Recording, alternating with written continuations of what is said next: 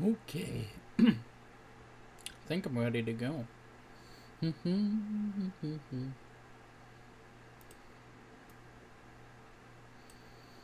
YouTube says I'm live. Center links.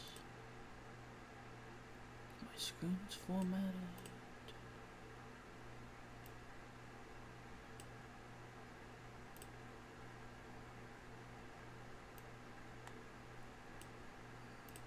Put on some music.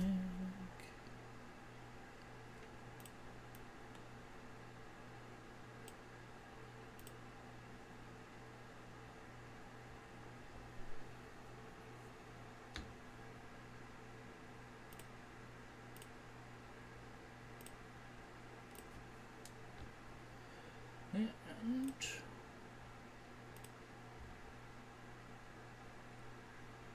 I think I'm good to go. Okay. Let's switch to desktop view.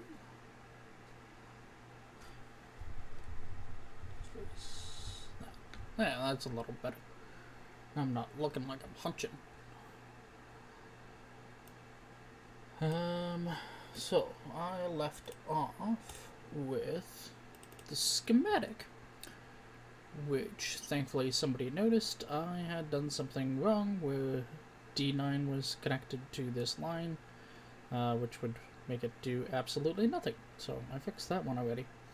And then I've been going through with the notebook and trying to make note of all the custom components I have that that I need to rebuild in my kicad libraries. Although, to be honest, I'm realizing that I have pretty much 3D files for everything that I've ever used, and that would have been a great way to know what to rebuild in my library. But I'm reformatting everything, so I'm kind of going through everything anyways. I think this is a built-in component. Yeah, it is. And that's the other thing I want to do is I have a lot of components that I use that are built in, but I want to put them in a library because one of the things I do is I add the LCSC port number, and for some of them I do find them from Mouser, so I'll put the Mouser number. And this is why I want to build better libraries, is to have this port number because it generates the bill of materials for me. But more importantly, there's an add-on that will generate the PCBA files as long as the part number is there.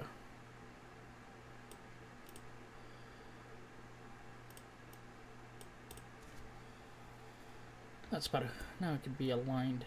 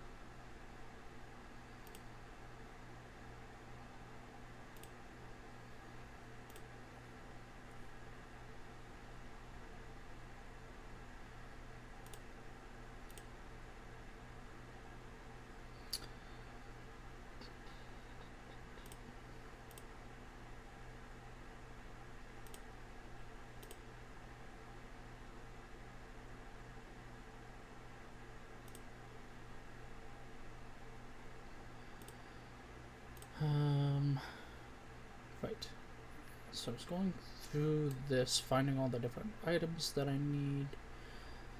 I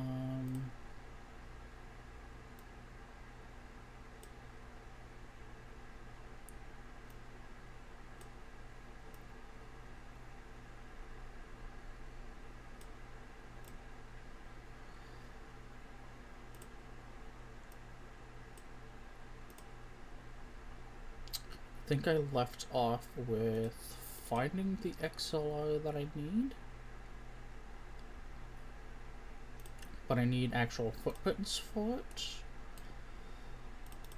The MOSFETs. Yeah. So the MOSFETs need a footprint as well. So that'll be the next one. Terminal block. This one.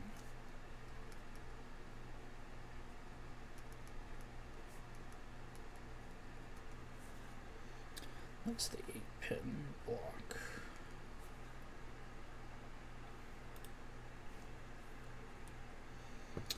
And then we have the MOSFETs. SM4838. Fit.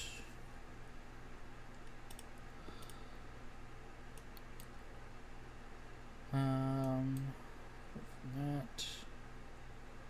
Start over here. We got that's built-in part. Nice. That's handy. I think this is built-in as well. Yep, it's built-in. These diodes built-in? Yes, they are.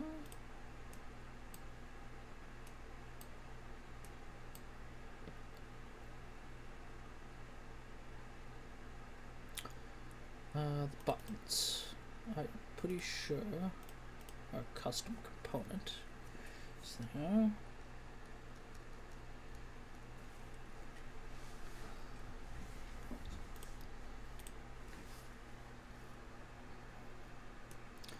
And so is the ESP.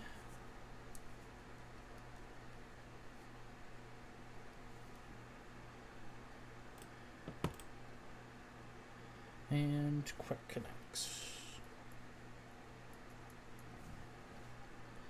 And my logo.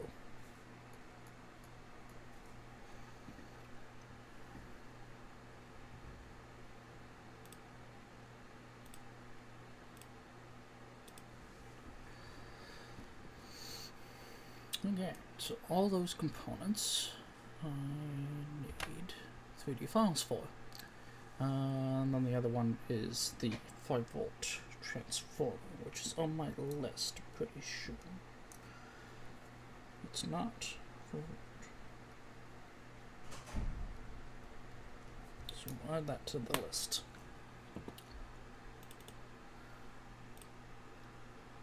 What I started doing is making new libraries where I'm breaking everything down. So that hopefully it's easier to find various things. So we go. Open another folder. And I'm pretty sure my downloads. I thought I had it. I had a folder for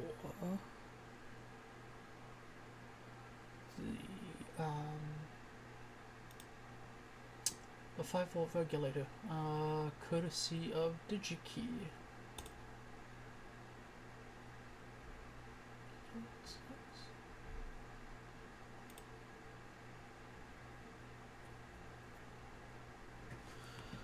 DigiKey gets that together.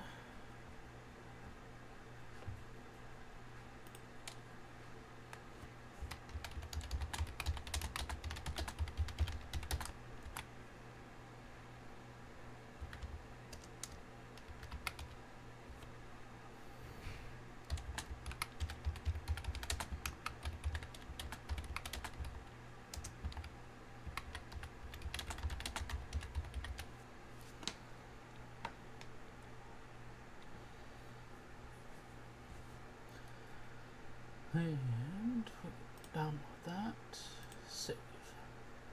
And that's a zip file, so let's open that. Extract.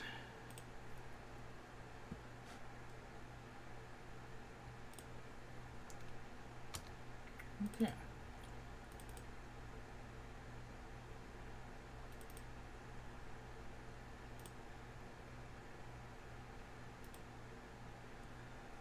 And the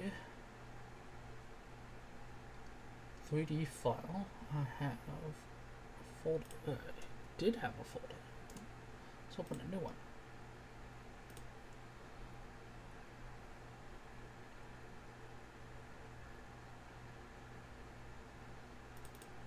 So my big folder here,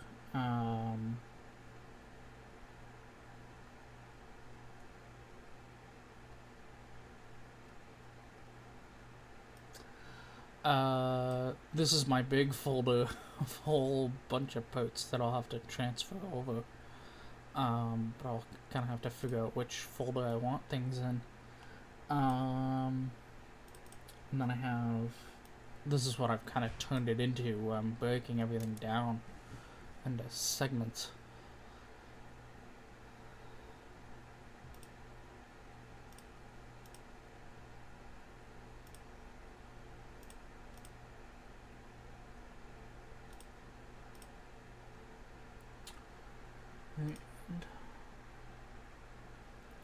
So, the most recent part is this module. It's not actually a module, it is a voltage regulator. So, I'm going to put it in. There, under ICs, voltage.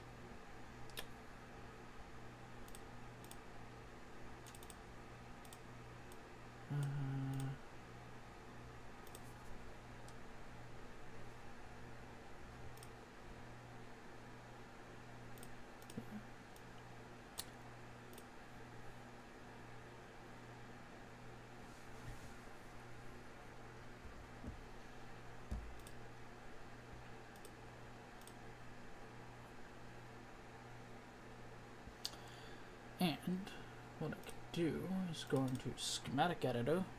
Nope, that's not symbol editor. And import. Add new library. Yeah, want them global. Let's add all. Let's add that one. That's why I put my name initials in it, is AC, so that they show up near the top.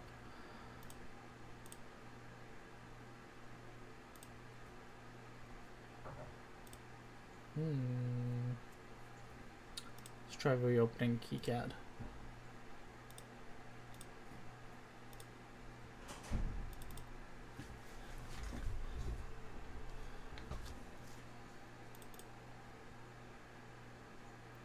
I think it's because I've been playing around with these libraries. Yeah.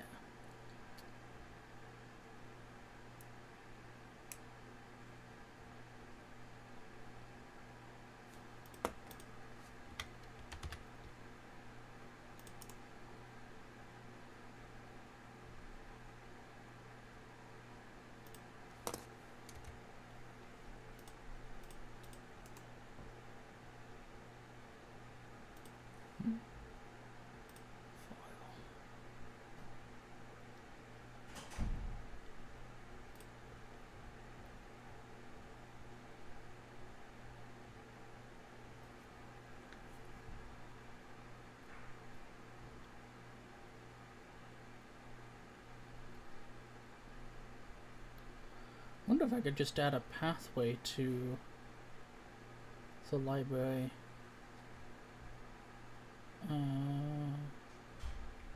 Should be under it.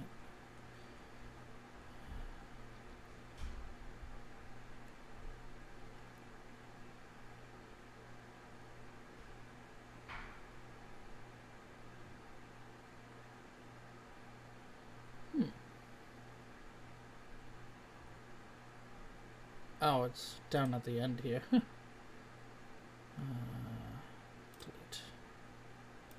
Let's delete that one. Delete.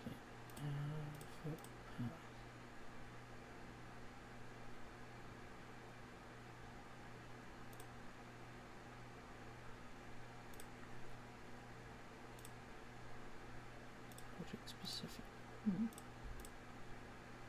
Curious if there's a way.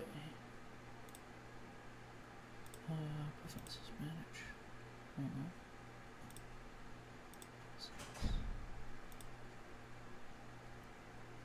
Hey, Taboos.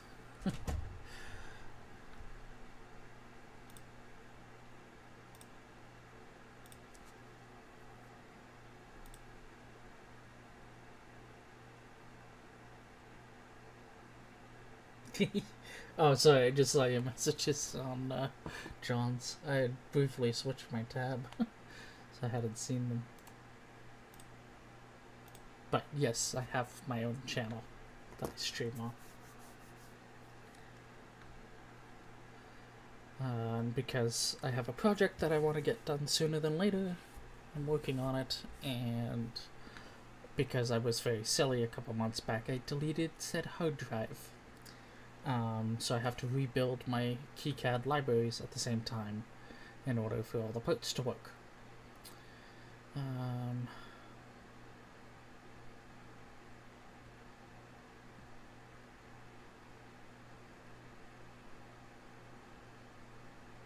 Open preferences to factory.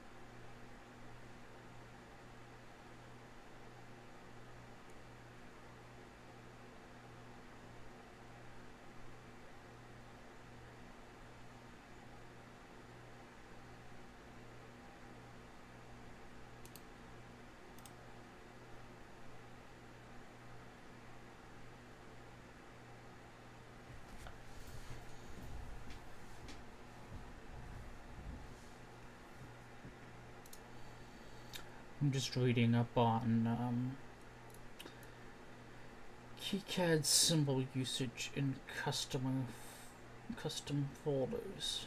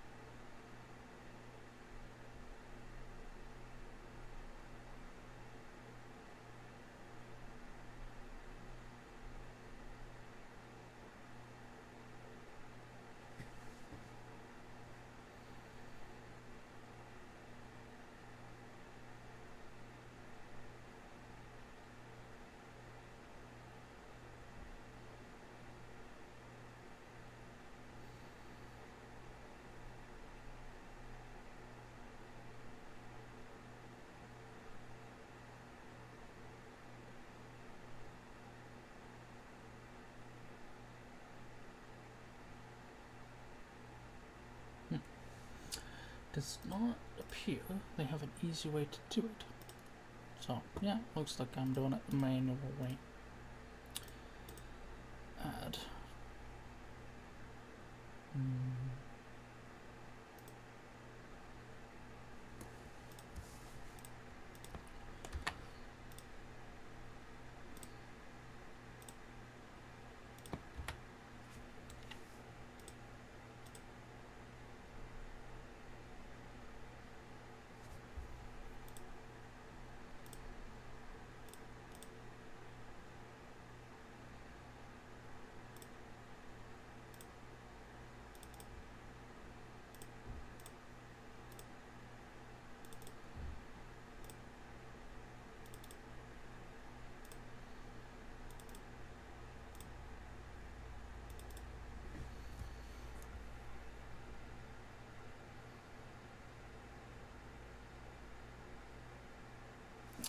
Yeah, eventually I want all these libraries to be synced to GitHub myself. Especially because, like, I have a bunch with, what do you call it? I have a bunch of 3D files, which is plain handy. So I'd like to have it all on GitHub. I was explaining it earlier in the stream, so to save you from watching the playback, what I've started doing with a lot of my components is adding the LCSC and Mouser program boost, which makes it easier to generate the PCBA files and bill of materials.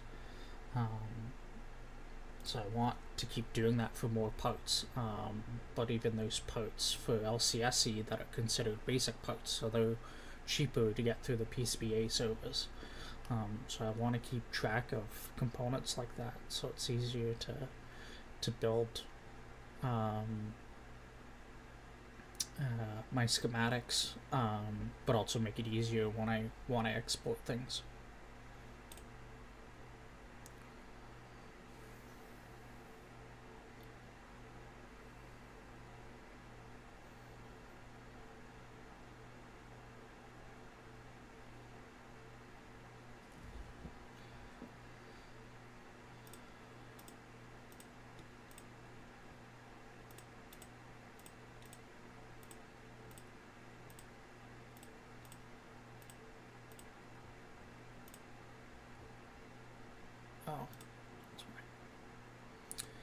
So, one of my first components, let's add the 5-volt transformer. And that one is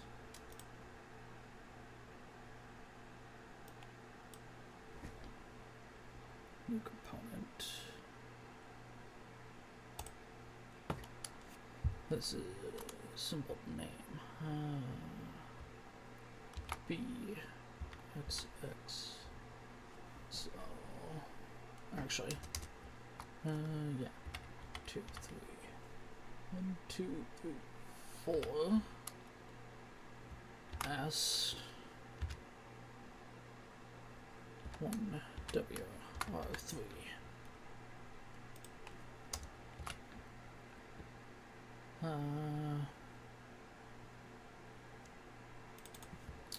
Supply. Okay. And actually, realizing there's an import. Just gonna move that one off screen while I go find the actual import.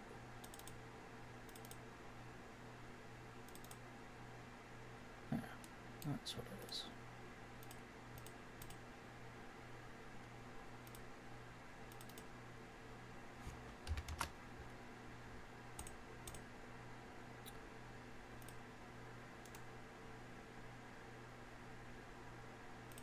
I'm going to delete this one.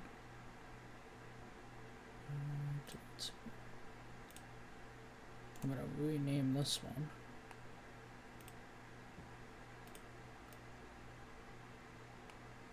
The reason I'm renaming this is because those 4 digits dictate voltages.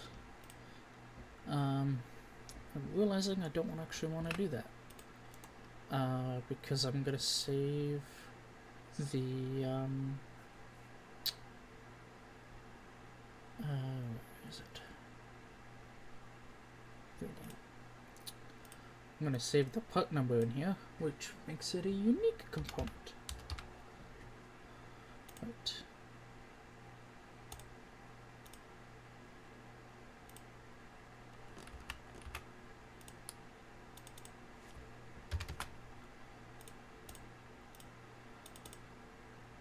This is annoying the heck out of me.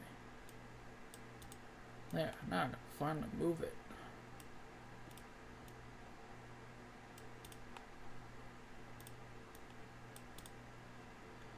My other pet peeve is not centering components.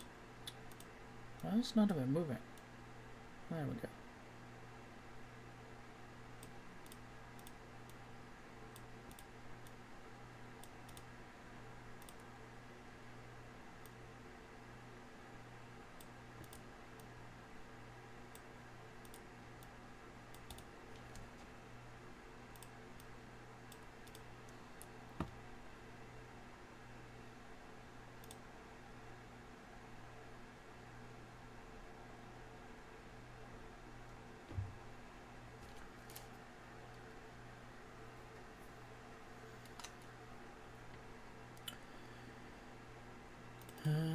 let's double check this. Right, LC, SC. I don't have that component written down, so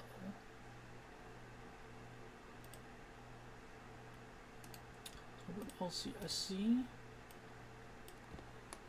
Get that over.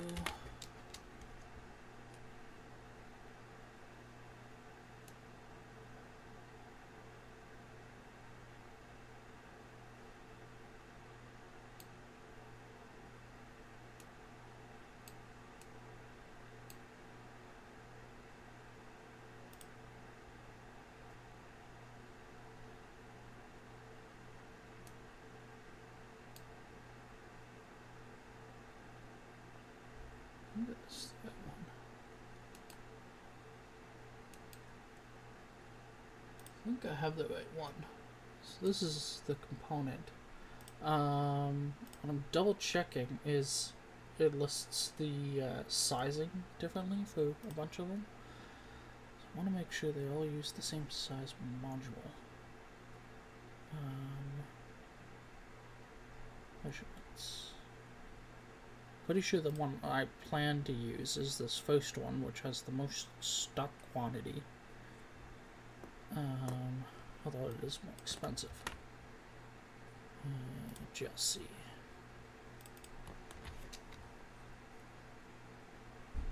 Ah, I only have one of them in stock. Interesting. Maybe it was a different one I planned to use. Let's copy the main part number and see what pops up.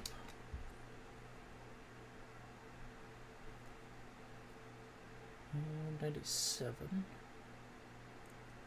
338.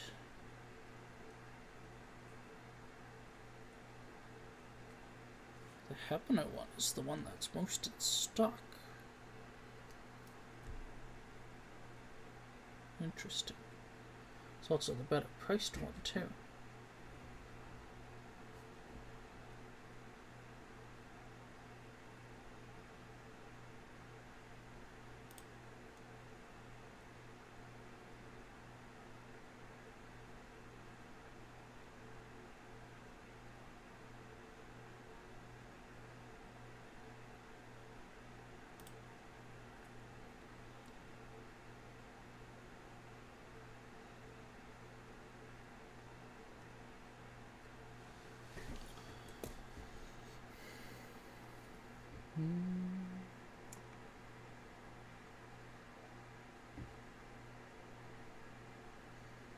Should meet my needs.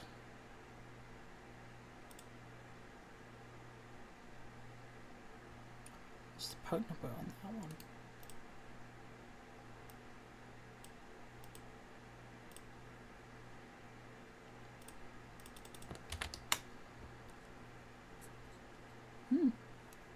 Interesting. I don't have it on LCSC. So it's a unique to JLC.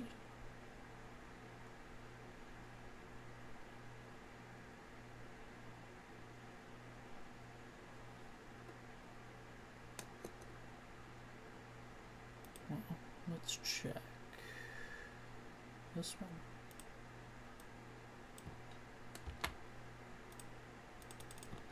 Ideally, I want a part number that's on both.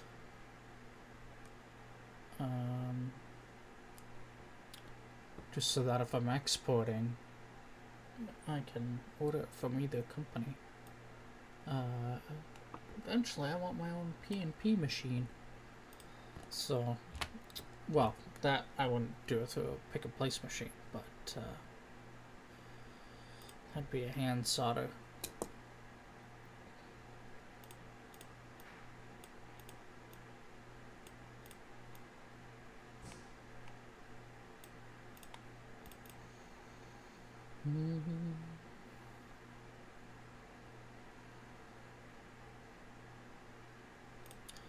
And then I'll have to add the footprint.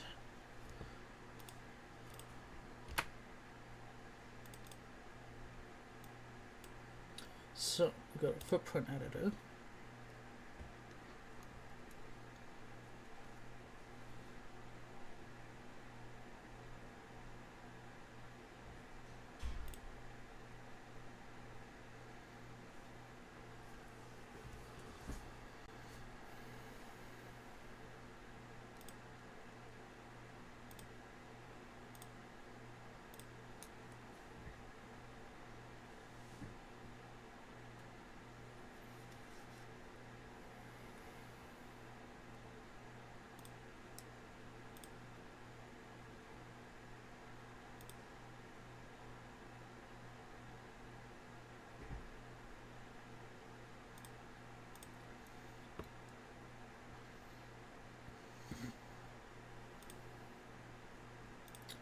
New library global.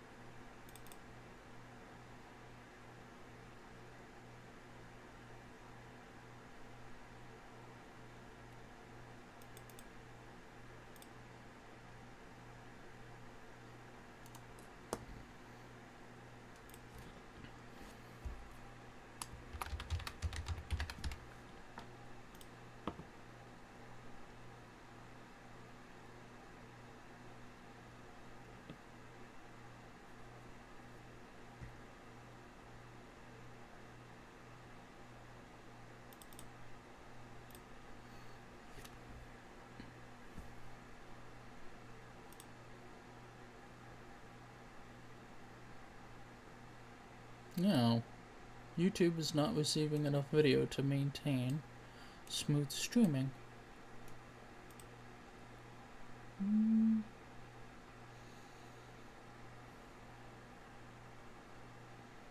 Not dropping any frames or anything. Have to keep an eye on it. I think it's running fine. My preview doesn't show anything weird.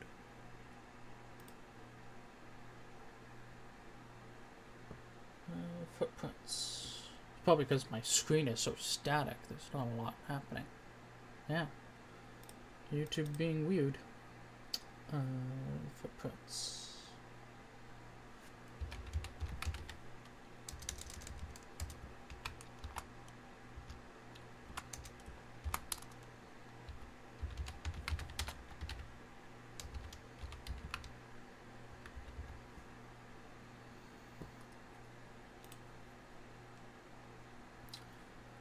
So, that's done. I'm gonna close that, and I'm actually gonna change it around.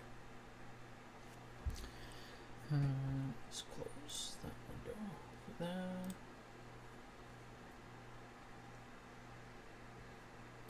I'm gonna change that to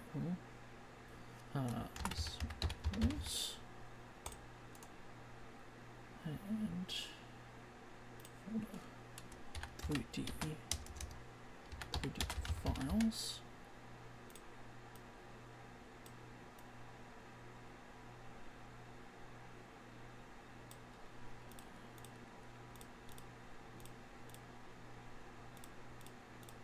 Footprints. Everything else can go on there. There, that's better. I'll have to readjust the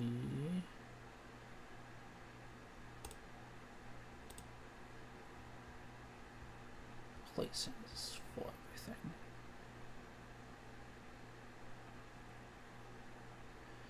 I'm going to change one other aspect.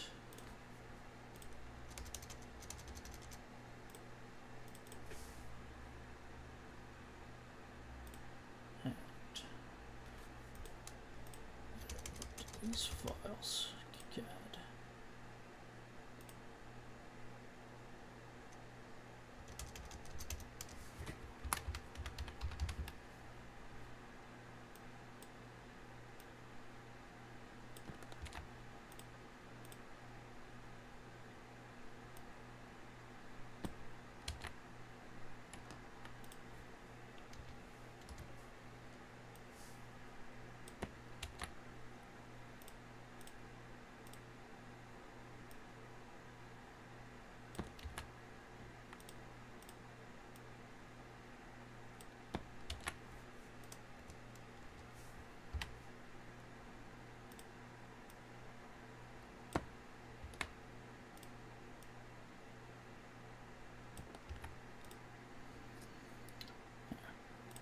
Should update those.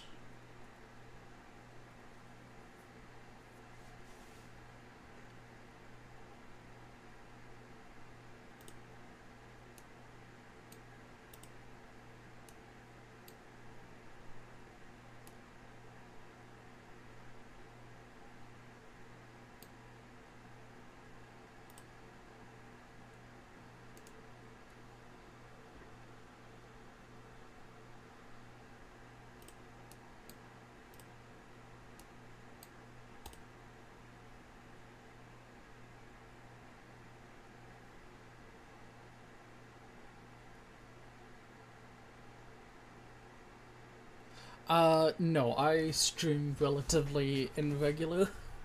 Um, I mostly end up dropping a link on my Discord or on uh, Twitter sometimes. Sometimes on John's, depending on what the topic is. Um, I'm trying to kind of get into the habit of streaming before John. But then when I have a large enough project, I'll just stream continuously when I can. I've been in school for the past year, so it's been hard to have the energy to stream, let alone the time to dedicate it.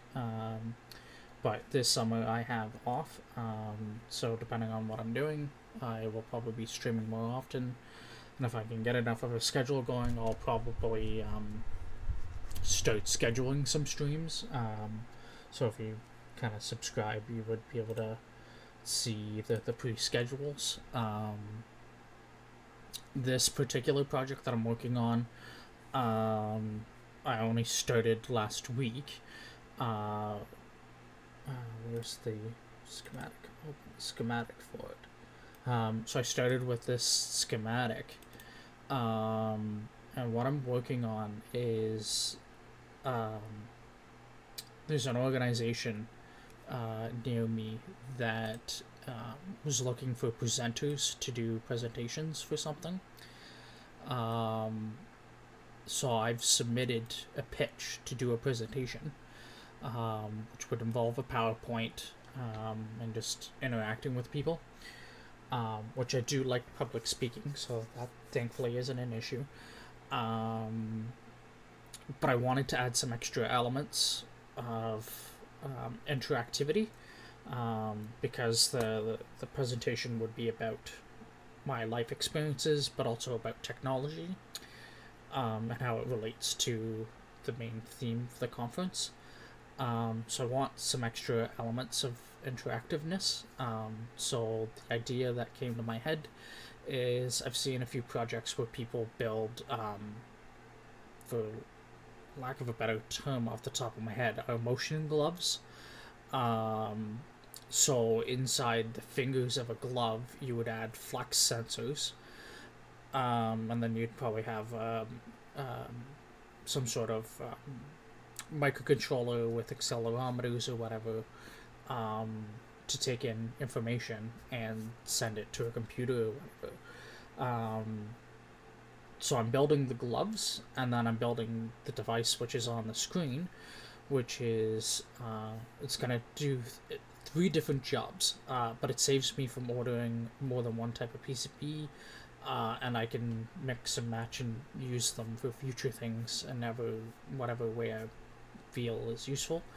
But in terms of the presentation, there's 3 things it's going to be doing for me. One is it has a bank of MOSFETs.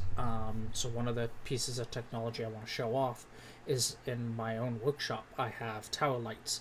My 3D printer can control a tower light to let me know its status.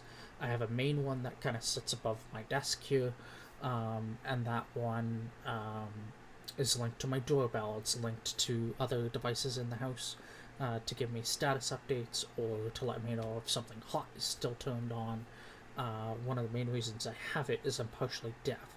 Well, if I'm wearing my headphones, I really can't hear anything going on around me, so having things communicate to visual devices is very helpful. So in the presentation, I want to have one of those tower lights set up so that I can show off this use of technology. I have this wireless button that I can use during a presentation, to act similar to how my doorbell does, which is a wireless button, and it communicates to gateways in the house. Using a spare cell phone during the presentation, I could give anyone in the audience the button beforehand and be like, hey, at some point I'm going to ask you to ring the doorbell, and they could push the button and it would trigger the light and trigger a notification on the phone. That's a way of not only bringing the audience into my presentation, but showing off the technology in use. without inviting a whole bunch of people to my house. So I can connect my tower light to this device, and using the ESP, it can communicate on Wi-Fi, and I'll set up a mini PC with Proxmox, Home Assistant, Node-RED, and then my own little mini Wi-Fi access point so that everything can be self-contained for the presentation, and that also ensures that I can test everything beforehand. The other function of this device is there is DMX, and this is set up for DMX standard, where it has isolation, and so I have a few DMX lights for event use. So this device will be able to plug into those, and I'll wirelessly be able to send commands through Home Assistant or Node-RED, and then do control that way. The lights I have regular, just what are called wash lights, so it just creates a wide amount of light to fill an area. And then I have two, it has less lights on it, but it's a moving wash light, so it can move full 360 degrees, and I can kind of point it wherever. The one thought with that is I might add some interactiveness where I almost treat it as a person, and make it do cute little robot things, so it can move and interact and light up different ways, and I could interact with it in some form. And that interactiveness is where the gloves would come in play. So the gloves would be allowing me to control my PowerPoint presentation. So instead of sitting there with a clicker, I can be doing things, making taps or whatever with my hands to tell it which command I want to queue up next, and what I want the lights to be doing, or how I want things to be interacting. All of that would be controlled through the hands. And to get that full control, I have, not only can I program this device through USB, even though the ESP S3s can be programmed through USB directly, I do find them just easier to use a serial chip. So one USB port goes to a serial chip that lets me program everything. The second one will let me put the ESP in HID mode, so I'm going to plug one into my laptop, and over Wi-Fi and to the gloves I'll be able to control a PowerPoint presentation directly. And overall I think it'll just be fun, but all of these devices I can recycle for different events and different uses. I have a really nice ESP driven touchscreen. So one of the things I can see myself eventually doing is turning that into like a tablet and having almost like a DMX lighting control panel on it, but everything can run through the modules that I've made, instead of a regular console or whatever. That's this immediate project, but obviously I have numerous projects on my channel, and I got many more that are going to be coming up, and hopefully either work on a few during the summer, or I'll be working on a few next year when I graduate from school. But the fun task is I accidentally deleted my hard drive a couple months back, so in order, because a few of these components, 1, 2, 3, 4, 5, 6, 7, 8, 9, 10, 11, 12, 13 different components in the schematic are not currently in my KiCad library because I deleted said library. So I have to rebuild them before I go into the PCB view, because none of them exist. So I have to fix that. And then obviously I want to start the schematic for the gloves. That one's a little more complex, but also adds new components that I don't even have in my libraries. So by building up the libraries before I start that one, it'll just make things smoother and faster for the long term. the one thing I kind of realized as I was starting my stream, I was trying to figure out which components I need to rebuild in my library. Well, I have a list of all the 3D component files for everything, because I absolutely love having 3D files for my components. And realized I should have just been using that as my list of what to rebuild, but I'm mainly just focusing on the actual components I know I need. And I'll go hunting for the other components when I'm not trying to design this as quickly as possible. If I get accepted for the presentation would be in June, so I essentially need these designed sooner than later so that they can be purchased and produced, and then I can program them. The benefit is the programming should be straightforward, as most of it will be either sending data or receiving and reacting to data. There's not much that it really needs to do on its own. So I think it'll be straightforward to program everything. So hope that's a good enough overview of kind of what I'm working on.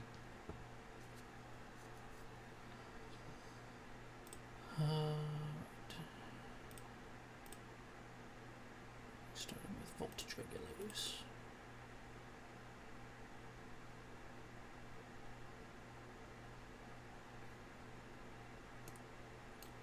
Yeah, I've seen so many projects that do it. The main one I know of that's like mainstream enough, they're called Mimo gloves. And they were developed by Imogen Heap, who is a music artist. And she does some really cool stuff. But they're absurdly expensive. Like, I think north of like $4,000. I'm not even sure if that's per glove or if it's for 2 gloves. But they're very cost prohibitive if you're not... They're designed around music, and they have software and whatnot for them. They're incredibly refined, and they work really well, and they do what they do very well. For my use case, 1, that's an absurd amount of money to spend, and 2, I'm not directly sure how they work, so I'm not sure if I can translate it to work for my use case. So instead I will design my own.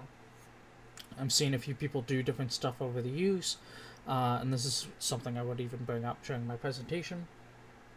One of the use cases I saw a university do was you could do sign language, and it could talk to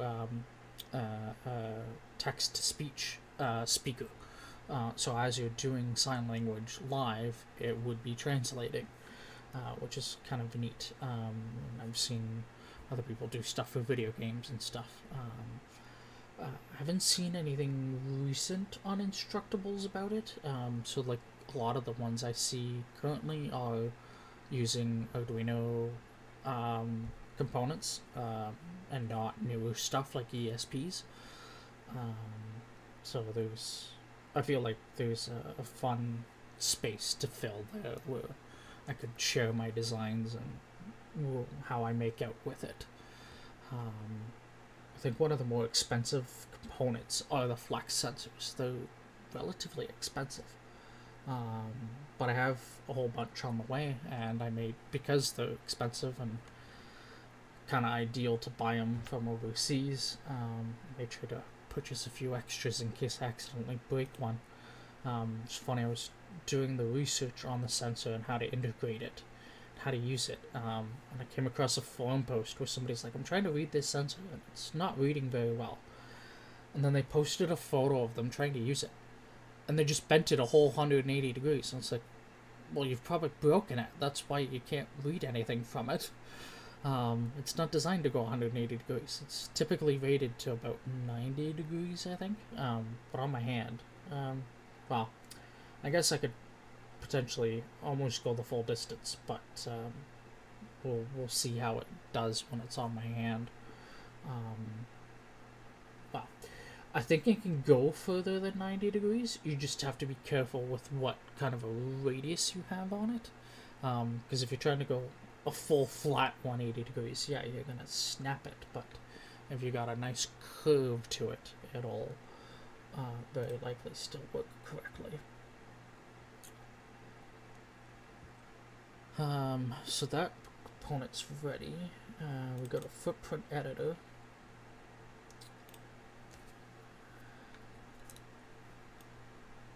Now that I've created that first footprint, let's go into here.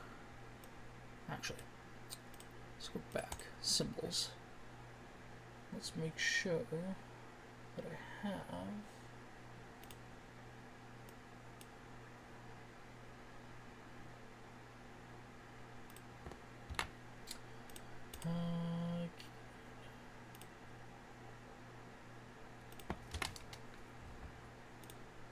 let's get a second window here. Footprints.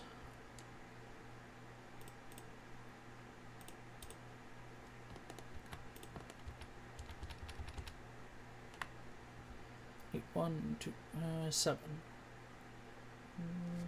Yeah, should be enough.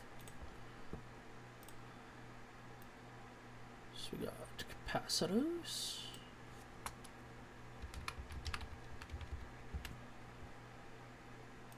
We have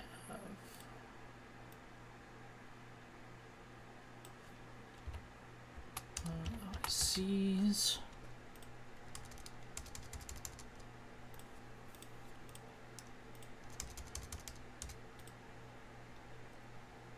Inductors.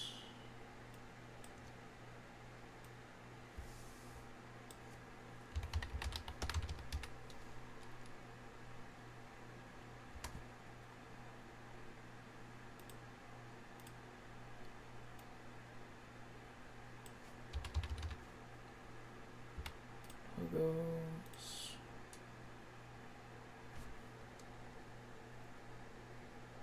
Why does that one look like that?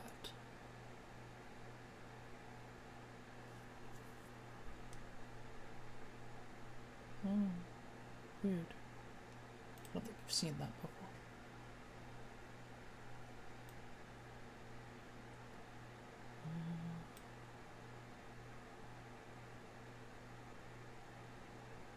One, two, three, 4, 5.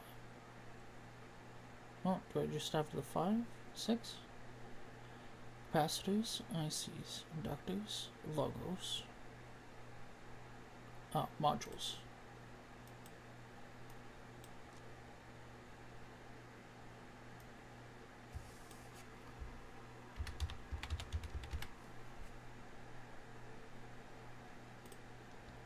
We shouldn't need that one.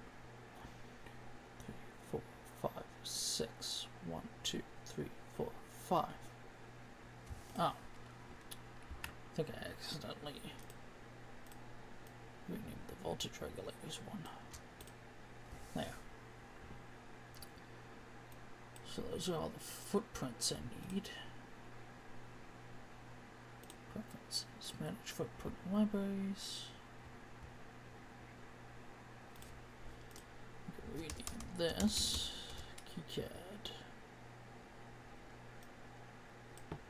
Did I leave voltage regulator? Yes. Kicad slash footprints.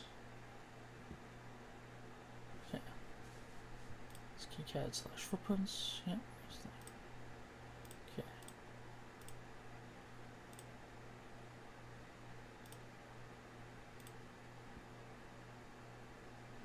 Interesting.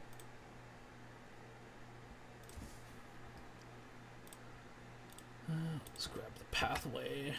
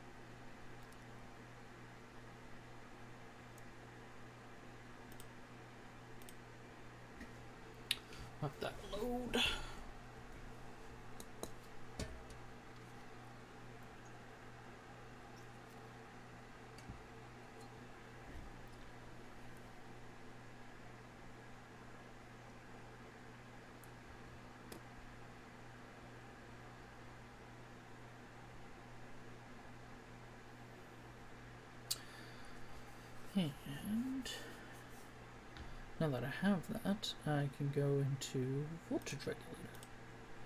We are going to import footprint, downloads, kicad 6 footprints.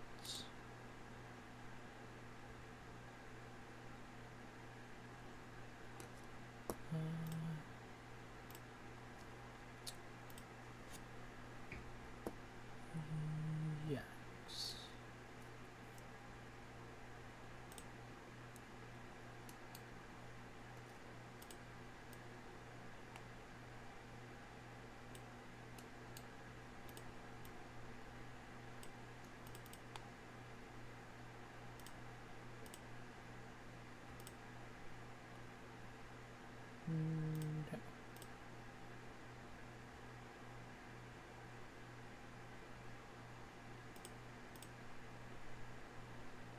I want to keep the reference.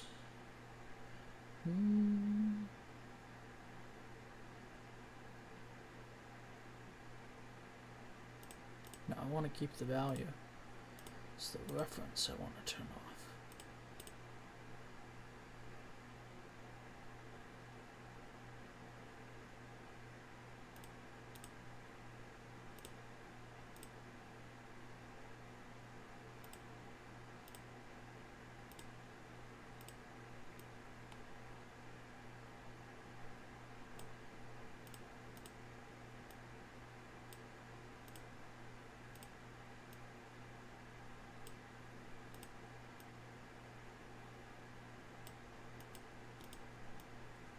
What are these? Now, move this to find center.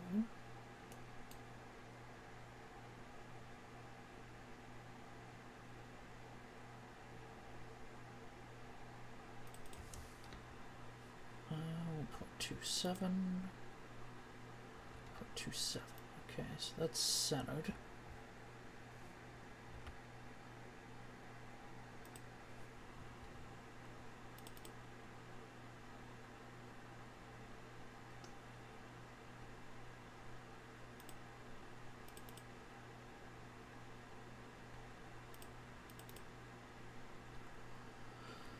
Okay, so that's centered.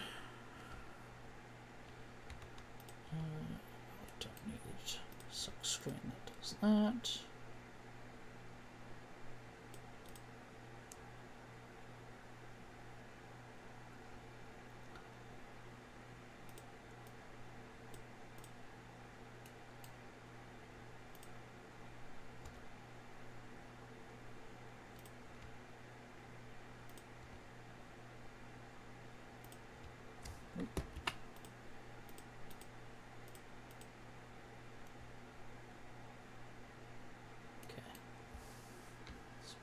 Place.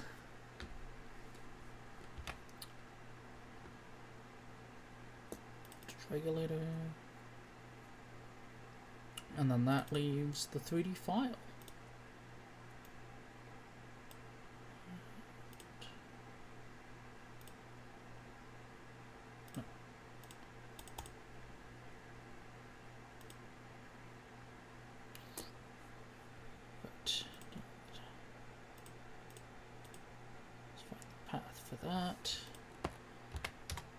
That file is going to be here. We'll go to ICs, voltage. There we go.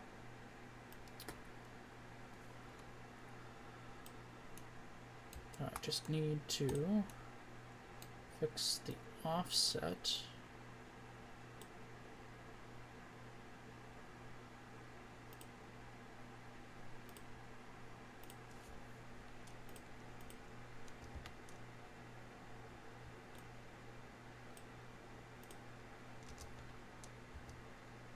Oh, that almost looks like it's on mine. So, just this one then.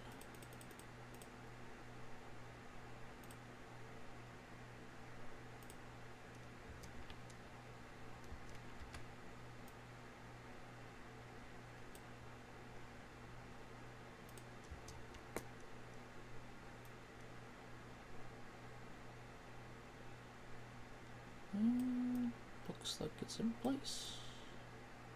Yeah. Should do the trick.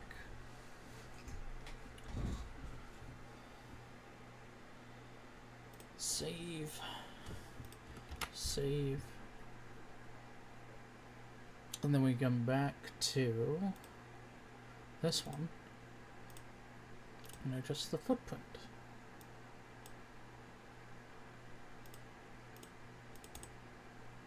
To that.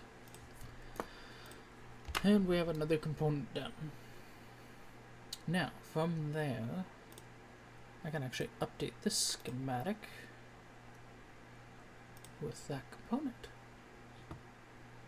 Because it's actually missing. Otherwise, because for the rest of them, I'm just going to go through and update them. Or fix the whole library and then go and update them all. But because this one's actually completely missing, I really want to update it.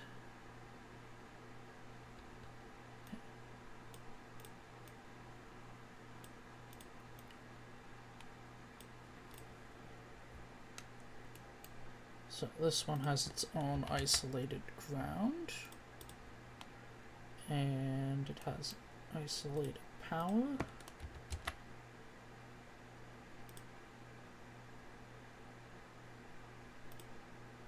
And this will be powered off VDD.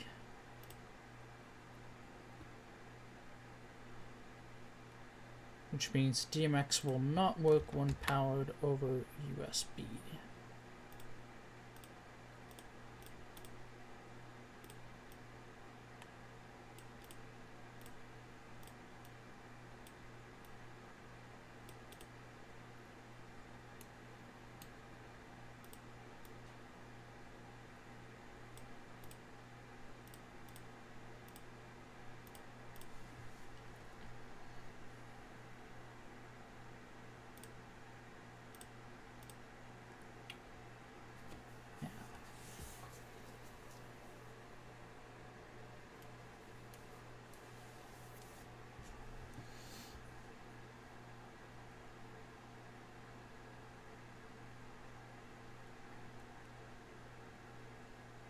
I wonder if they make this in a step up, because the only way to ensure DMX would work on USB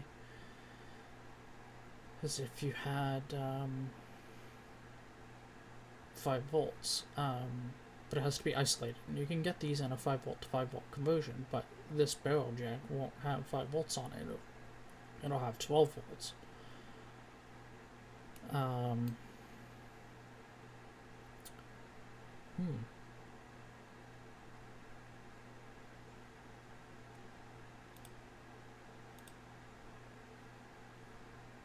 Not that I ever actually need to, because the power supplies that I'm using, because these will plug into the lights, and the lights that I have, they have the NEMA C13 and C14 connectors on it for both input and output.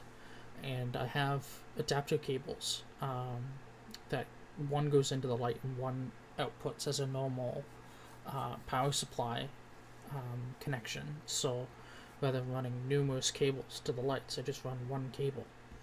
And the lights daisy chain to each other within reason, because obviously amperages. But I am just plugging in a simple. I have one here actually. Just. Oh, goodness gracious. I need to clean the desk off. But I have just a standard 12 volt power supply that I'll plug in to the pigtail. Actually, I wonder if I can pull up Amazon to show you the pigtail. That's one. That's two. So,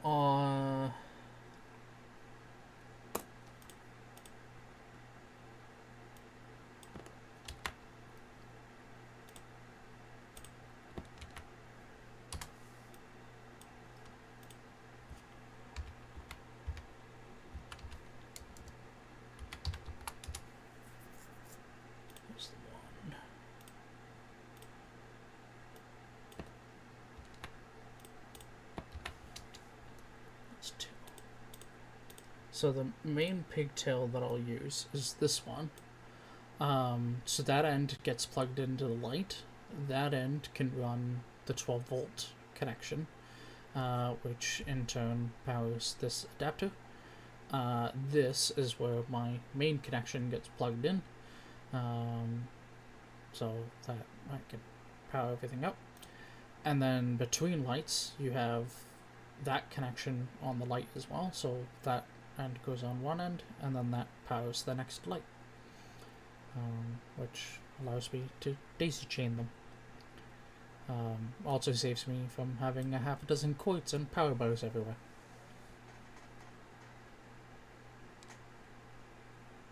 But that's why I was like, is there really a use case where I would want to run a light on USB? And if there really was, chances are I'd be using this, in which case, if I am, well, this is set up to run on 12-volt input through this barrel jack, so you would need a boost circuit to run everything. It's not really worth changing out this isolation transformer for DMX, because I'll have power there to run it, however which way I want to run it. Now granted, if the lights could run on a battery or whatever, then it'd be a different issue, but they don't, so haha. Although if you've ever looked at DMX lights, the cost for a light that runs on batteries is kind of high, which is intriguing. And granted, if you want it to run a while, they definitely cost a lot. That's simply because the lights tend to pull a ridiculous amount of power.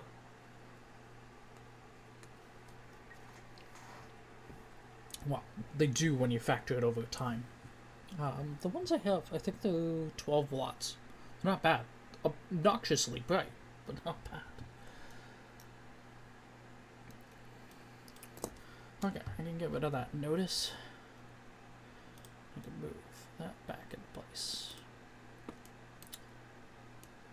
And I still want to adjust this so that I can align this edge. This is driving me bonkers.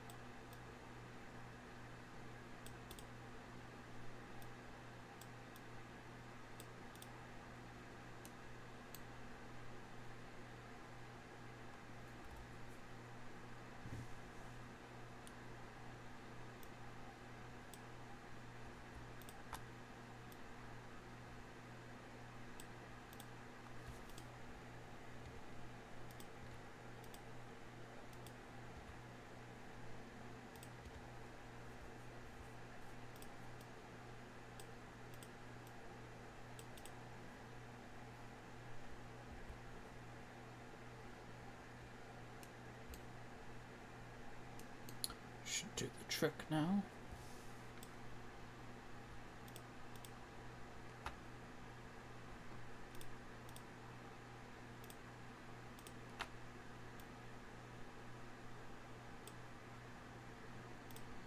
There we go. That makes me happy.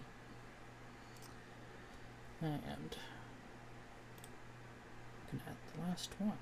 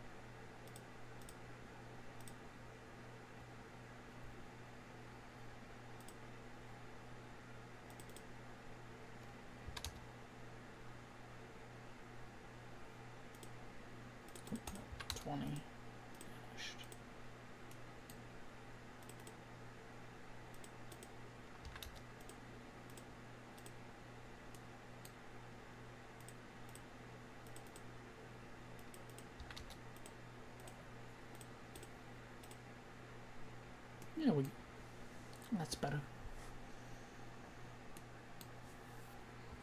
I like breaking my schematics down into segments.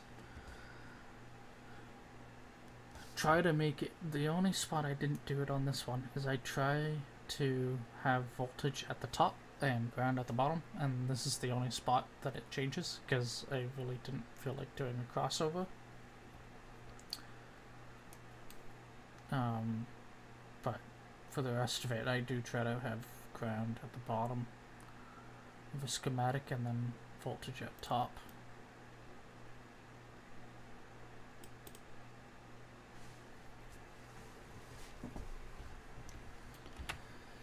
Now, I can kind of go back through and update. So the easiest spot to start is going to be all the symbols. Because I have them in here. Let's open up another copy of KiCad. I can go to symbol editor. The reason you need a second copy is if I go to try and copy the symbol from one into the other, it won't let you do it very nicely without a second thing open. So this is a second instance. If I go here, one of the components I need to copy over is this capacitor. Cross them off my list as I add them. If I go Control E, this opens up the symbol editor. Now, because this is a separate instance, it stays open. But if I had already opened the symbol editor, right, that's the footprint editor. I was gonna say, that's weird. No, so because I'm trying to edit a symbol, it would override it. So instead, what I can do is copy that and start a new symbol. I need to select a library, capacitors. This is C is the designator for capacitors. The symbol name is 6080 UF.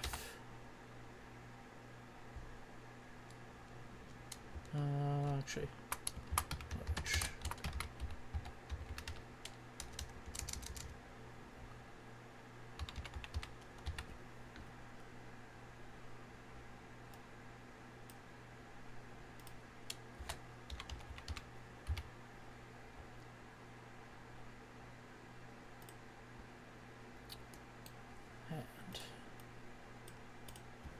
copy over. Yeah, there we go. So copies over the symbol, which is your standard polarized capacitor. Yeah, we can add a value, which is 680 UF. That is 35 volts. We add our LCSC descriptor.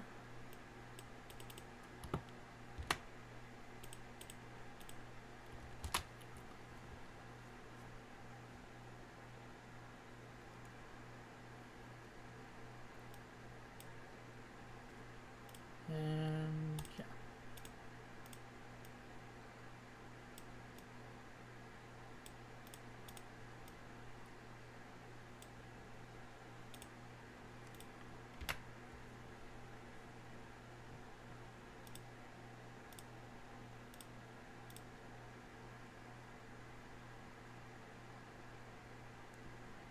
That's all the components for that one. So I had a check mark because I'll have to do the footprint for it. The next one is a voltage regulator. New symbol. We want the power supply, and this one we want LM2596S. How does it differentiate the voltage? LM2596S.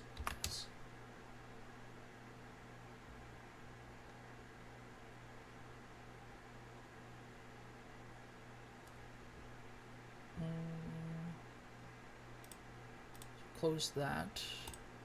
Changing it. Control E. Let's grab this part number. I want to see what its naming convention is. Right, okay. Josh 3.3. Let's add,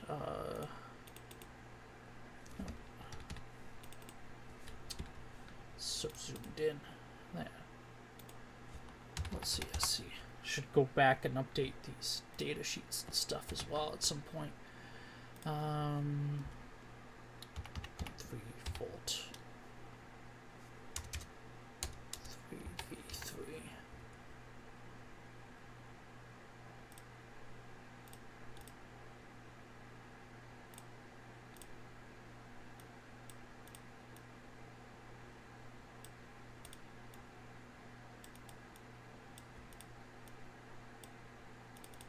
I don't need that value to show. That out of the way. We'll grab this symbol.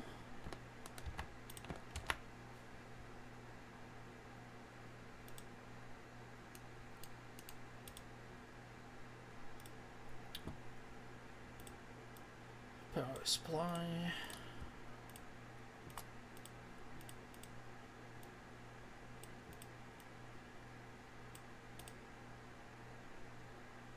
Power input.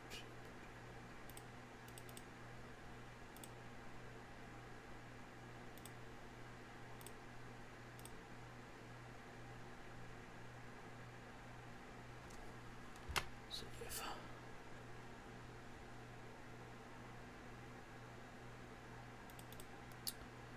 So there's that one. Need the diode.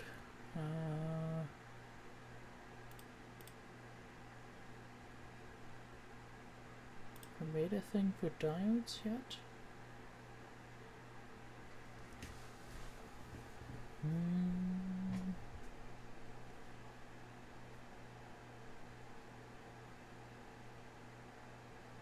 Yeah, I have a feeling I'm gonna want another library for diodes. Symbols.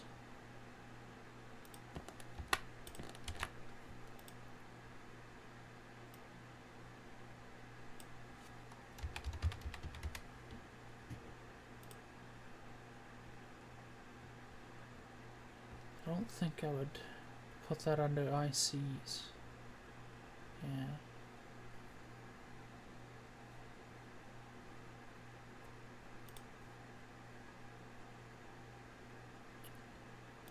Preferences. Symbol libraries.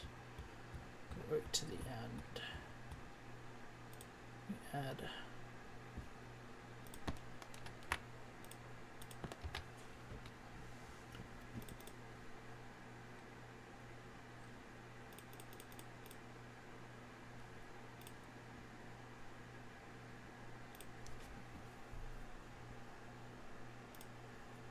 It's done.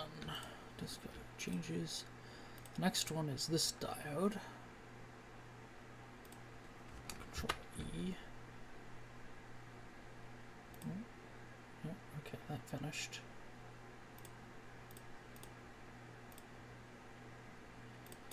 Designator is D. This is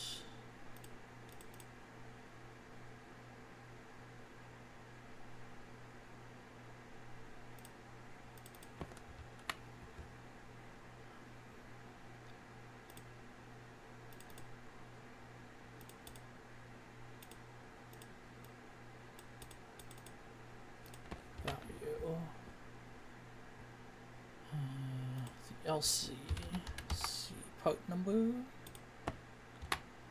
Am I still using it? Yeah. So they discontinued one of the diodes for this. I think it's the 350 one they discontinued. So I switched to the 4, which is higher rated.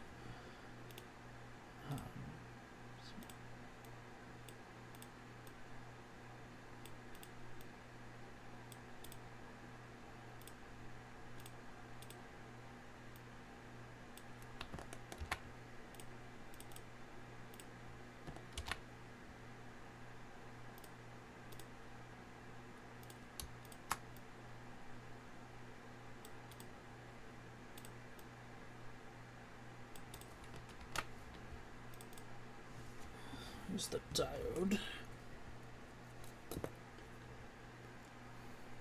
Next up is the inductor. What's the part for the inductor?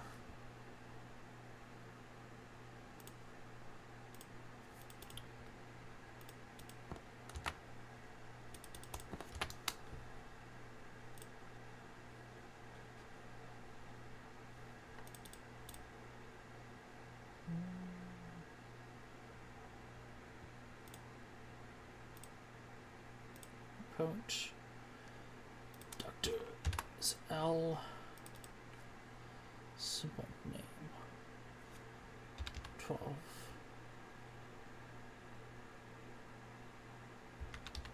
Part 8.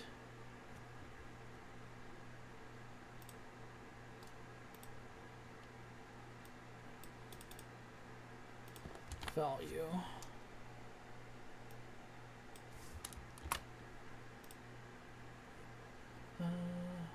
Which makes it a 3 amp 33.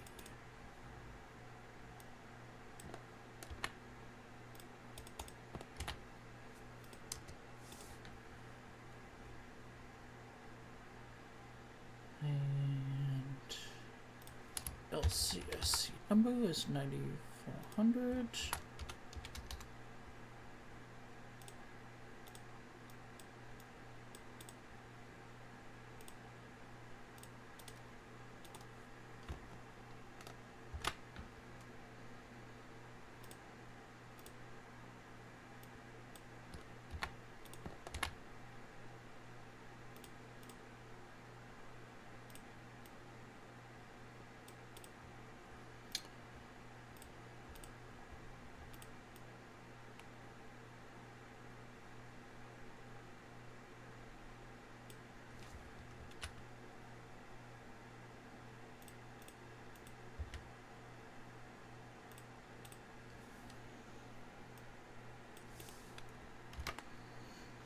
That's the inductor.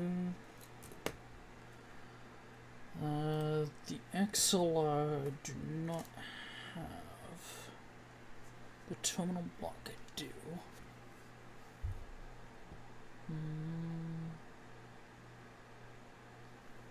For both of those, I think I want.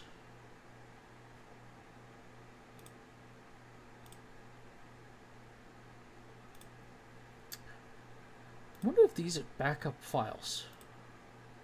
And if they are backup files, I need to find a way to save them somewhere else. Well, granted, this time they're on a different hard drive. A hard drive that I would almost never delete. But I should still find a way to move the backup files. Right, so the XLR.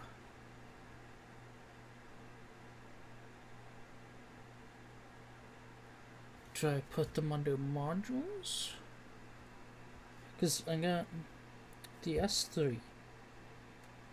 Because it's not a raw chip, I plan to put it in modules. PoE module I use would go there. But I got the MOSFET. I'm thinking the MOSFET's going to go under ICs. So don't use that many MOSFETs. So like making a folder of 3 MOSFETs isn't really worth it. The buttons, probably put them under ICs. The quick connect, yeah, I think I'll make a folder with connectors.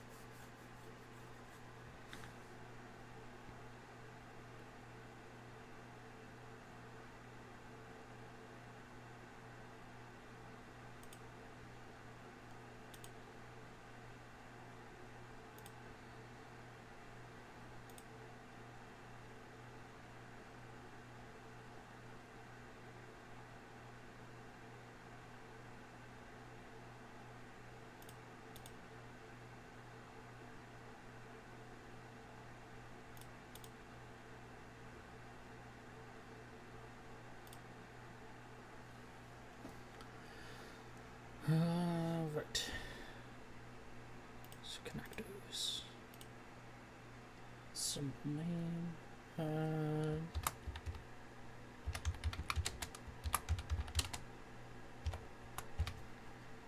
P block. Okay.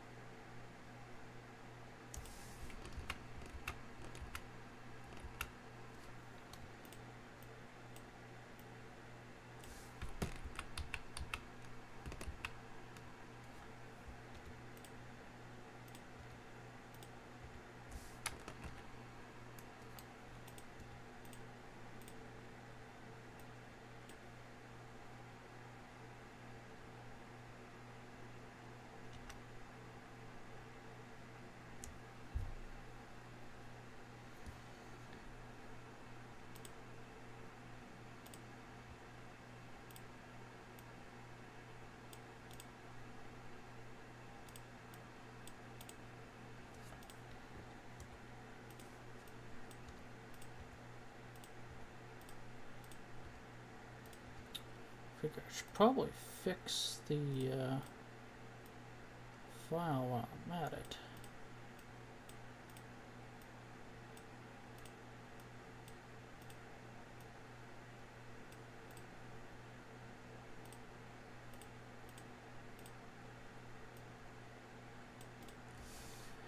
Yeah, now it can be rotated properly, because it's bugged me so much in the past.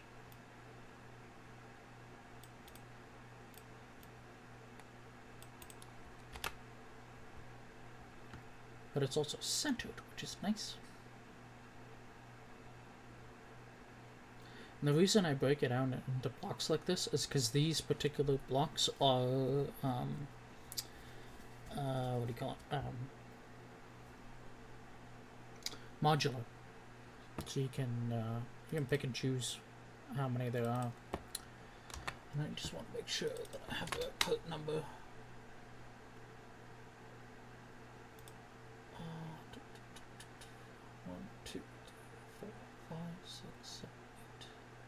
There are 8 of them.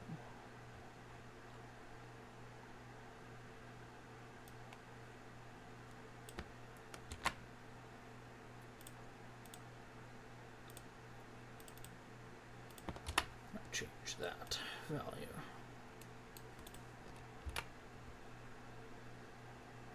And probably the name on it.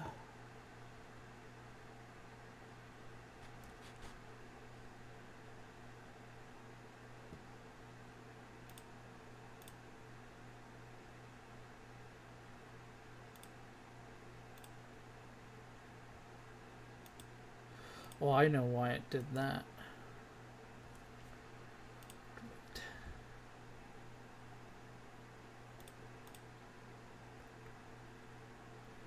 Where's the other one I made a copy of? The capacitors, diodes. Okay, I didn't copy anything of the diodes.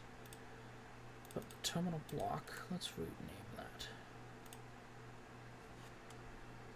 8P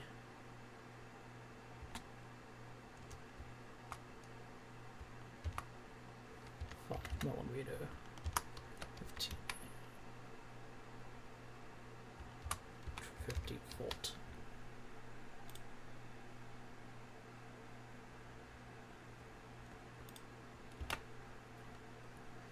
So that's that one.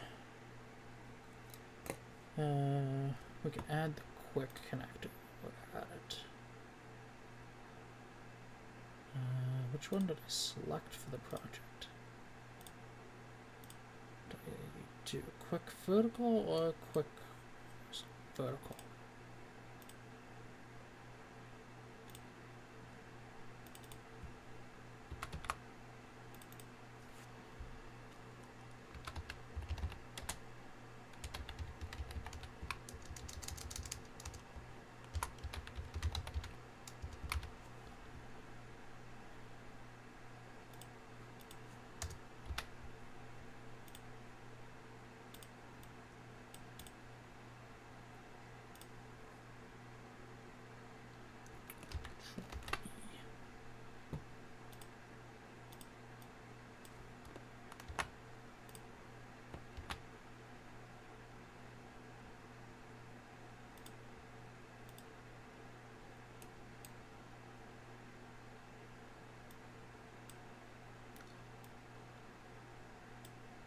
So if I rotate it around there.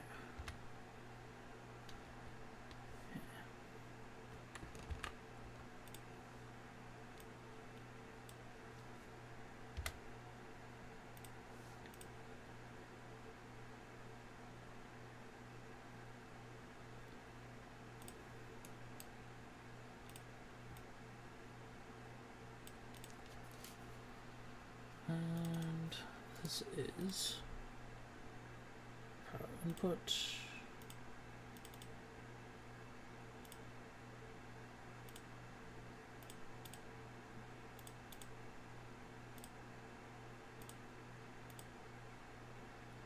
These are bidirectional.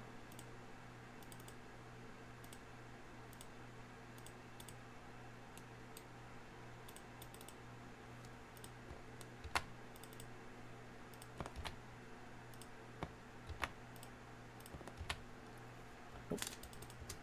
Wrong field.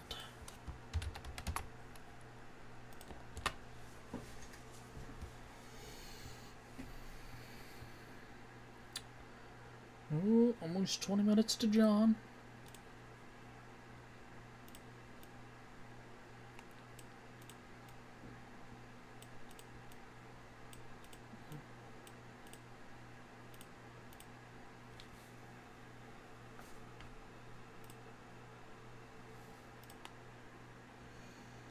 I can't believe it's been almost 2 hours already. My goodness. This is the only thing I dislike, is when it's so difficult to select what you want. Wow. It does not need to be that difficult. There we go.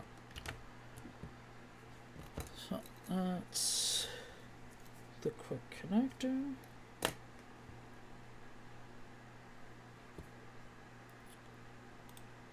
That's connectors, diodes, inductors, voltage regulator. ICs. Let's add the button.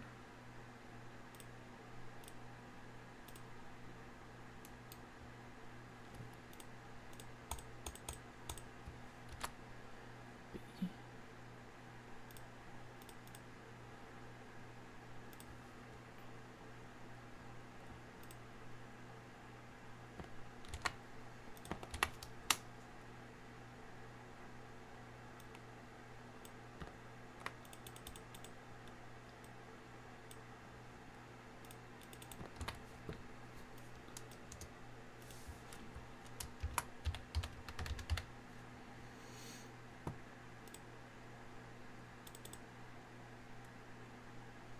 value we're gonna leave blank because I typically put whatever its action is. So in this case, I'm looking at a reset button. So it's labeled as such.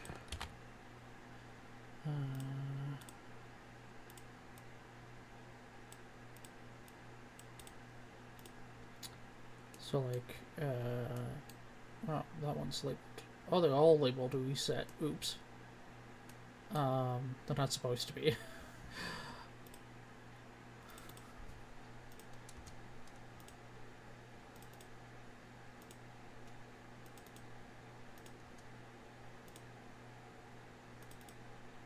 Let's fix that. They're not supposed to be labeled as reset. Only this one is. These ones are going to be inputs. And then I'll plug in an I2C display, OLED, for changing menus and options and such. We go Control E.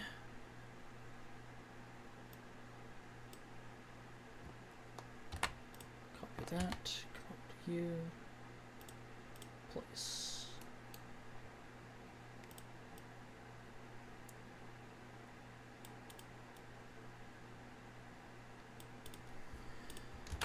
Should be everything for that one. That's the buttons. And then the next one, actually it would be the MOSFET.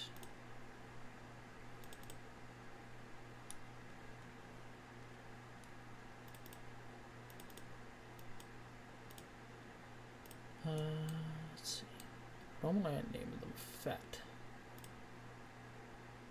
Let's do that, FET.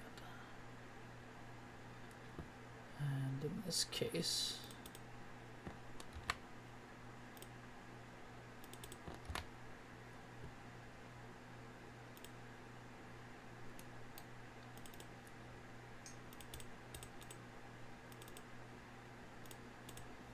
Control E. Part number, I think, is this one.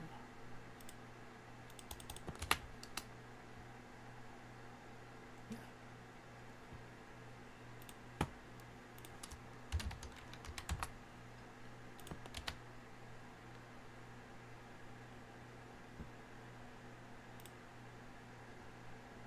It's a 30 volt, 10 amp, 2.5 watt.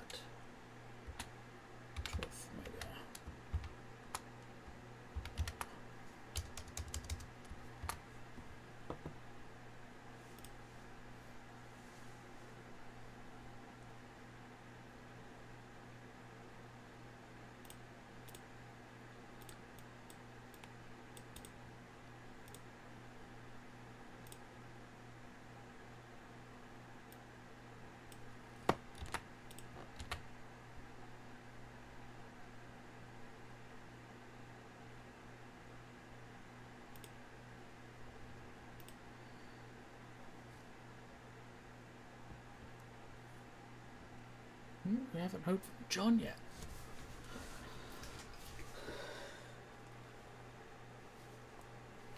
He must be snoozing from the daylight savings change.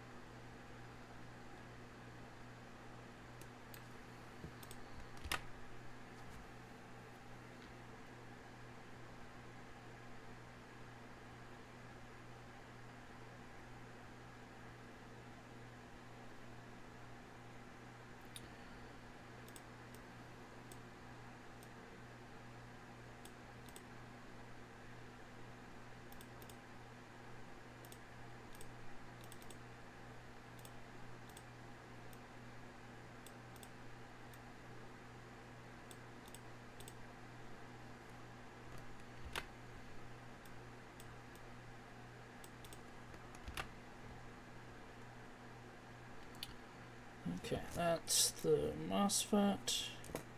That leaves the ESP and the XLR.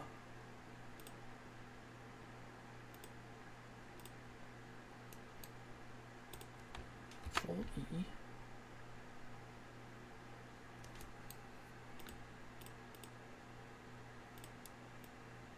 That's the name. So those are the ICs, and we're going to go into modules. The way the ESP would not be under modules is if I used the raw IC, which I have used in a project, so eventually it'll get made into an IC in the IC folder. Might even start a microcontroller folder, to be honest.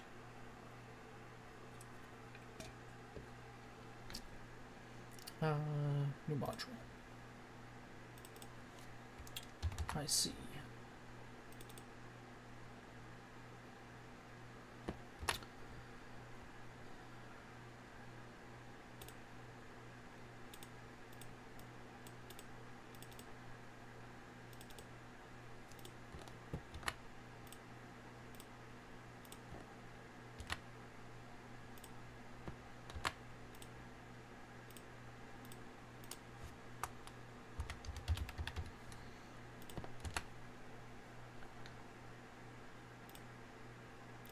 Now I gotta go find the LCSC number for it.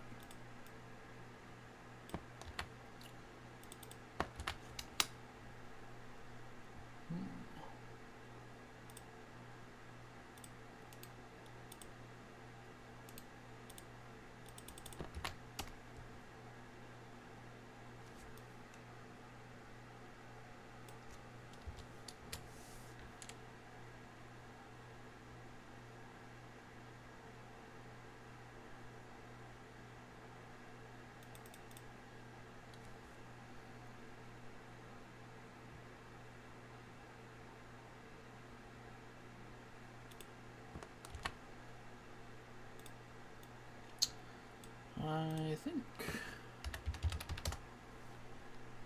I'm pretty sure JLC has this, but it doesn't seem to be showing up. So let's try copying this one. Yeah, there we go. I knew they had it.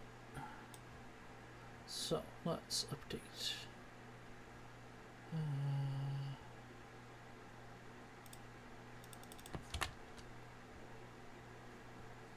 The good news is JLC has it in stock. But let's change the... yeah, let's rename it. It's easier to read. Part number.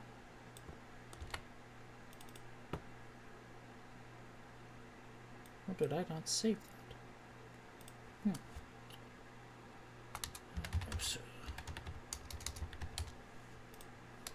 CSC.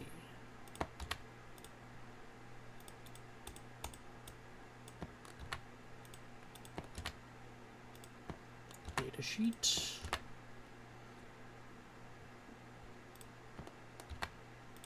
Value.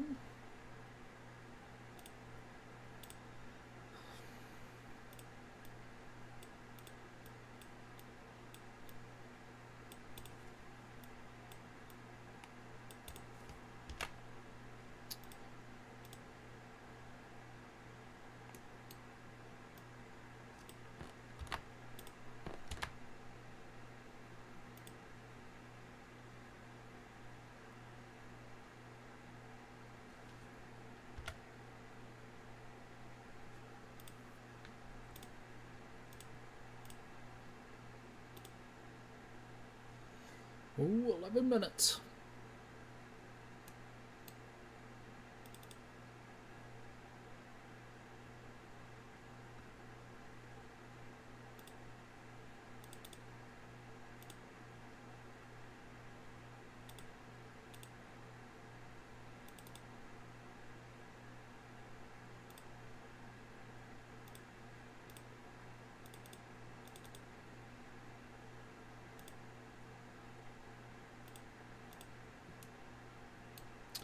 Now, PS RAM is on 35.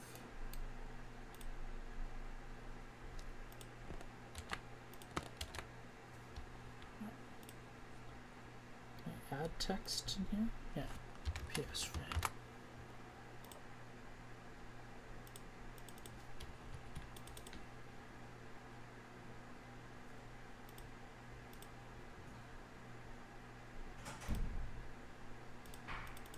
Can I not select what layer that's on? Or is it just gonna be...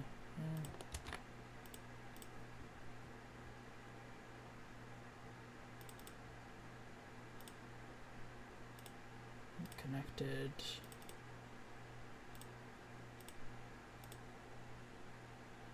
Ooh, there's John.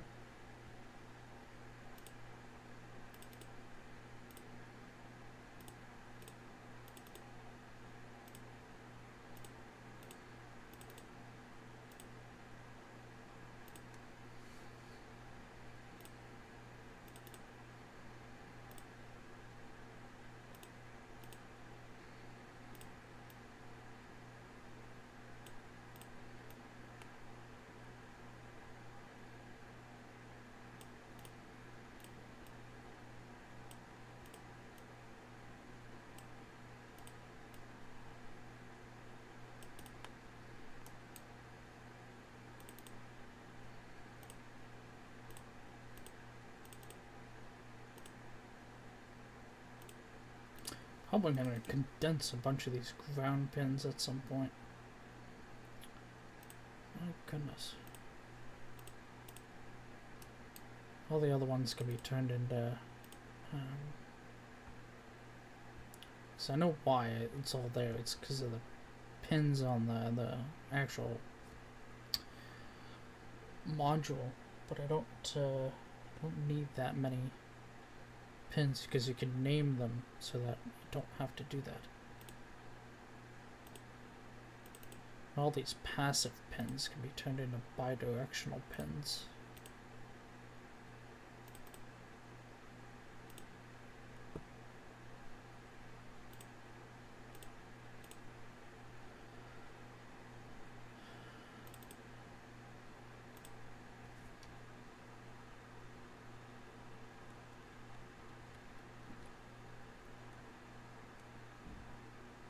I'll leave them as passive for now. That's that one done. And then on the logos, we can add a symbol. We go to logo. E.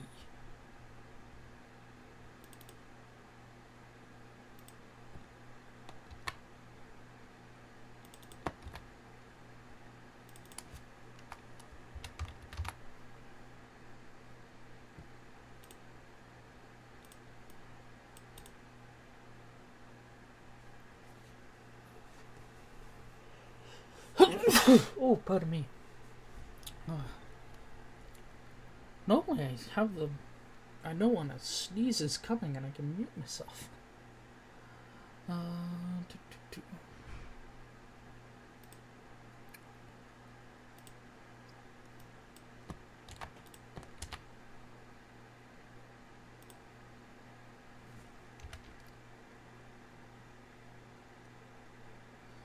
I can't center it, can I?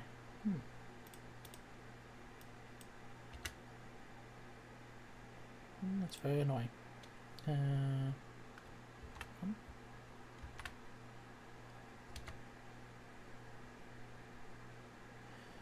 It's gonna be weird spacing no matter what I do. Just leave it like that then.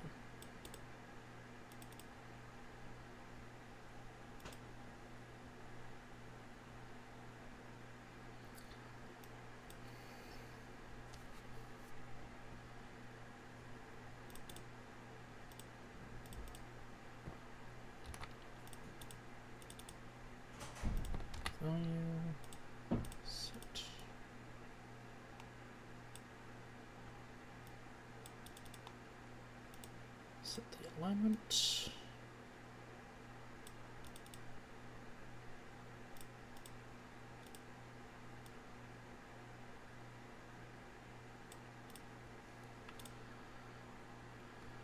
That's that symbol done. That leaves the XLR symbols.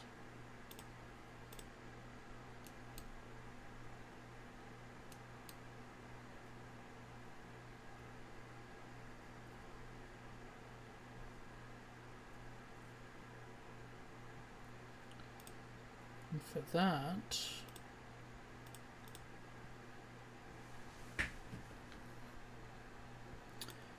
we've got connectors.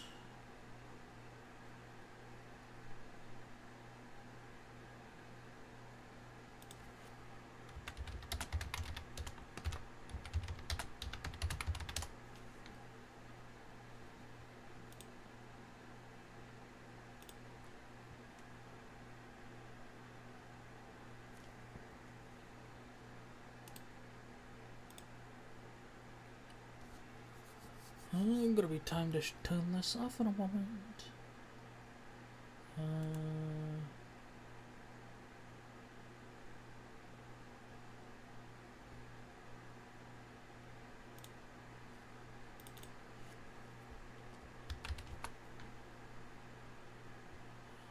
Let's use J.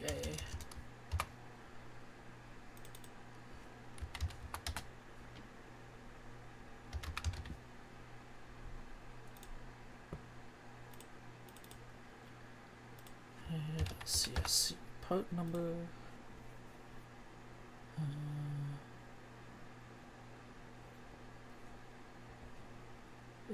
is C309324.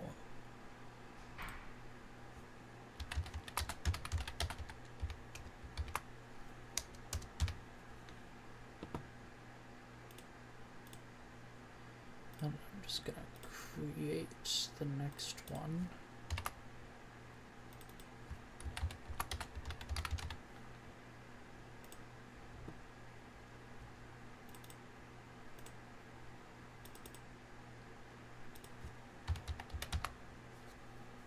And that one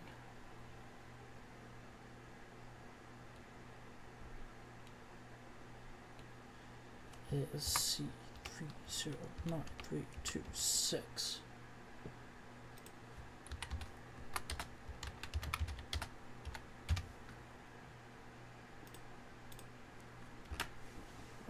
Mostly just going to reuse the symbol, but it needs a mounting pin as well. I got a few minutes. Let's see if I can't do this. Control E.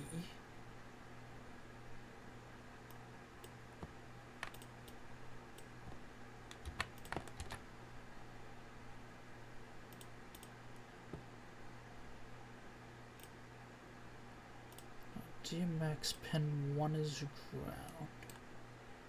So, mounting pin. Snag elements from here.